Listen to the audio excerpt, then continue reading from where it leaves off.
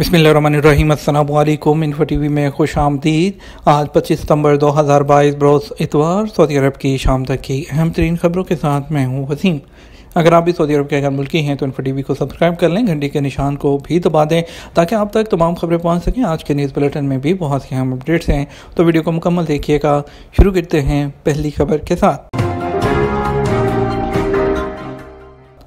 शहज़ादा मोहम्मद बिन सलमान से तुर्क सदारती तर्जुमान और वज़ीर ख़जाना की मुलाकात। सऊदी वली है शहज़ादा मोहम्मद बिन सलमान ने जो हफ्ता को जद्दा के अस्सलाम पैलेस में तुर्क सदारती तर्जुमान डॉक्टर इब्राहिम कॉलिन और वज़ीर ख़जाना और इक़्तिसाद नूरुद्दीन नबाती का खैर मकदम किया। सरकारी खबरसां एजेंसी एसपी के मुताबिक सदारती तर्जुमान ने तुर्क सदर रजब तैयब एर्दोगान की जानिब से शाह सलमान बिन अब्दुल अज़ीज़ और वली अहद को मुबारकबाद पेश की। गाड़ियों के कौन से इस्तेमाल शुदा स्पेयर पार्ट बरामद किए जाते हैं, ज़वाबत क्या हैं? सऊदी कस्टम ज़कात और टैक्स अथॉरिटी का कहना है कि बैरून मुल्क से गाड़ियों के पुराने स्पेयर पार्ट्स और दरामद करने के कवायद मुकर्रर हैं जिन पर अमल करना ज़रूरी है। अखबार 24 के मुताबिक गैर मियारी इस्तेमाल शुदा पार्ट्स दरामद नहीं किए जा सकते। कस्टम अथॉरिटी ने पुराने और इस्तेमाल शुदा स्पेयर पार्ट्स दरामद करने के 4 ज़वाबत मुकर्रर किए हैं। कस्टम अथॉरिटी का कहना है कि पुराने और इस्तेमाल शुदा पार्ट्स दरामद करने से पहले इस बात का ख्याल रखा जाए कि जो पार्ट दरामद किए जा रहे हैं वो बाकायदा तौर पर रिकंडीशनड हों। इस्तेमाल शुदा पार्ट्स ख़राब हालत में नहीं होने चाहिए। पार्ट साफ सुथरे और ऑयल और ग्रीस से आलूदा ना हो। दरामद किए जाने वाले पार्ट्स के सर्टिफिकेट मौजूद होने चाहिए जिसमें उन्हें रिकंडीशन करने की तारीख भी दर्ज हो। अथॉरिटी का मजीद कहना था कि जिन इस्तेमाल शुदा पार्ट्स को दरामद करने की इजाज़त है उसमें गाड़ियों के recondition gear box, body, defence और इंजन शामिल हैं। जापान टूरिज्म एक्सपो में सऊदी अरब के सकाफती विरसे की मुनफरद झलक। जापान के दारुल टोक्यो में जापान टूरिज्म एक्सपो के इफ्तिताह के पहले दिन सऊदी बूथ तजर्बात के जरिए विजिटर्स को अपने मुनफरद सकाफती और कुदरती विरसे की झलक दिखा रहे हैं। अरब न्यूज़ जापान के मुताबिक जो है एक्सपो उस वक़्त मुनक़द हो रहा है जब जापान टूरिज्म की इंडस्ट्री को बहाल करने की उम्मीद रखता है जो कोरोना की वबा के बाद से सुस्त पड़ी हुई है। जापान में तमाम गैर मुल्कियों के दाखिले के लिए सख्त पॉलिसी है और हाल ही में एक बहुत ही महदूद तादाद को मुल्क में दाखिल होने की इजाज़त दी गई है।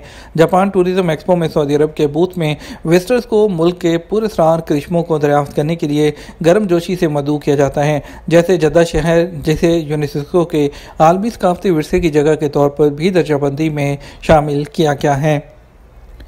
सऊदी अरब में इंतज़ामी ओहदों पर ख़वातीन की शरह 39% हो गई। सऊदी वज़ारत अफरादी क़ुव्वत और समाजी बहबूद के मातहत कौमी तब्दीली प्रोग्राम ने कहा कि सऊदी लेबर मार्केट में ख़वातीन का हिस्सा 32.9% और इंतज़ामी ओहदों में ख़वातीन की शरह 39% तक पहुँच गई है।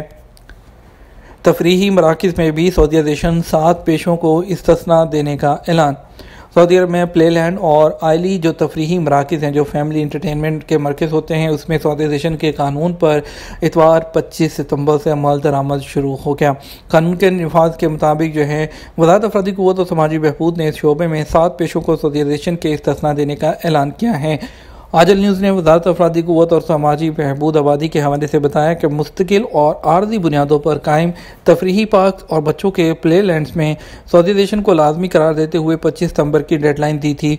डेडलाइन ख़त्म होने के बाद तफरीही पार्कों और प्ले लैंड्स में तफ्तीशी अमल का आगाज़ और कानून पर अमल दरामद न करने वालों के खिलाफ कार्रवाई शुरू की जाएगी।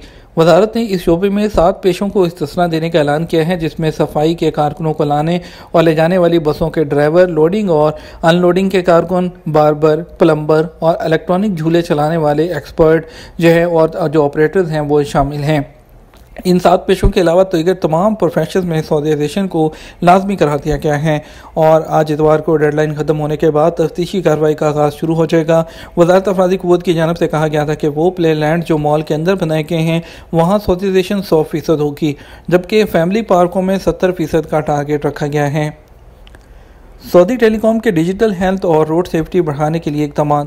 सऊदी टेलीकॉम कंपनी के एक सीनियर नुमाइंदे ने कहा कि कंपनी ने डिजिटल हेल्थ और रोड सेफ्टी को बढ़ाने के लिए तरक्की याफ्ता जो इस्तेमाल हैं उसके केसेस तैयार किए हैं। रियाद में ग्लोबल आर्टिफिशियल इंटेलिजेंस समिट के मौके पर अरब न्यूज़ से बात करते हुए सऊदी टेलीकॉम कंपनी के प्रोडक्ट और सॉल्यूशंस के नायब सदर सऊद अल सरीही ने कहा कि तरक्की याफ्ता इस्तेमाल के केसेस कंपनी को आर्टिफिशियल इंटेलिजेंस इंडस्ट्री में कदम जमाने में मदद करेंगे। सऊदी अरब में गैर मुल्की लॉ फर्म्स के नुमाइंदे और लाइसेंस के लिए शराइत क्या हैं? सऊदी अरब के सरकारी गज़ट उम्मुल कुरा ने सऊदी अरब में गैर मुल्की लॉ फर्म्स के लाइसेंस के हवाले से लाए अमल शाया किया है। वज़ीर इंसाफ वलीद बिन मोहम्मद अल समानी ने इसकी मंजूरी दी है। उम्मुल कुरा गज़ट के मुताबिक नए लाए अमल में सऊदी अरब में गैर मुल्की लॉ फर्म्स के नुमाइंदे के हवाले से 3 शराइत रखी गई हैं। गैर मुल्की लॉ फर्म्स के नामजद नुमाइंदे के लिए सऊदी कानून या वकालत की प्रैक्टिस को मुनज़्ज़म करने वाले किसी गैर मुल्की कानून के मुताबिक प्रैक्टिस का इजाज़तनामा ज़रूरी है। नुमाइंदे के पास कम से कम फील्ड का 10 साल का तजर्बा और वकालत का परमिट हासिल करने के बाद 3 साल का तजर्बा ज़रूरी है। नामजद उम्मीदवार के हवाले से ज़रूरी है कि वो किरदार का साफ सुथरा हो, ईमानदारी और वकार के मुनाफी कोई हतमी फ़ैसला किसी अदालत से उसके लिए जारी ना किया गया हो। उसके खिलाफ ऐसे किसी भी मुल्क में जहाँ उसने वकालत की प्रैक्टिस की है पेशा वराना संगीन खिलाफवर्जी की बाबत कोई हतमी फैसला भी जारी ना हुआ हो। Global IT services company Saudi artificial intelligence sector में सरमायाकारी करेगी। नॉर्वे में कायम global IT services company Crayon Saudi Arab के आर्टिफिशियल इंटेलिजेंस शोबे के मुस्तकबिल में पूरी तरह सरमायाकारी कर रही है। क्रायोन के CEO ने पेशगोई की है कि यह सन 2030 तक मुल्क की मजमूई घरेलू पैदावार में 12.4% हिस्सा डालेगी।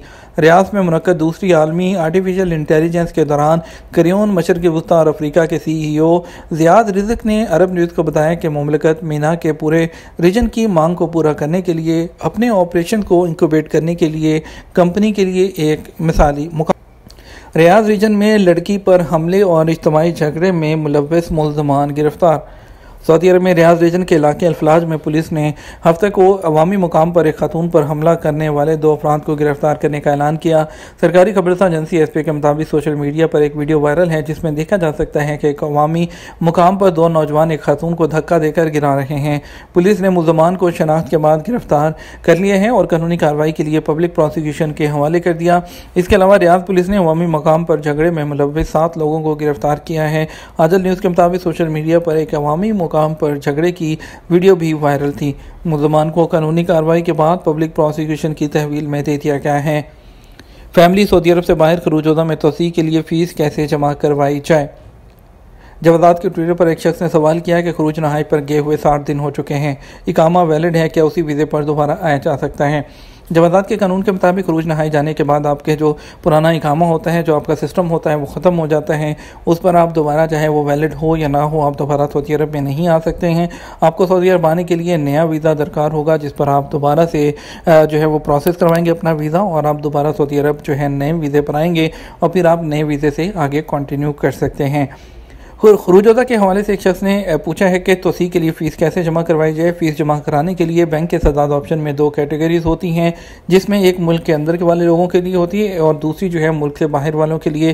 जब सदाद में जाएंगे, जब ऑप्शन जब सिलेक्ट करेंगे या आप अपने ऑनलाइन बैंकिंग से उसको एक्सटेंड करेंगे तो सेकेंड ऑप्शन है जो है फ़ॉरन के लिए है, वो वाली सिलेक्ट करने के बाद आप इसको पे करेंगे।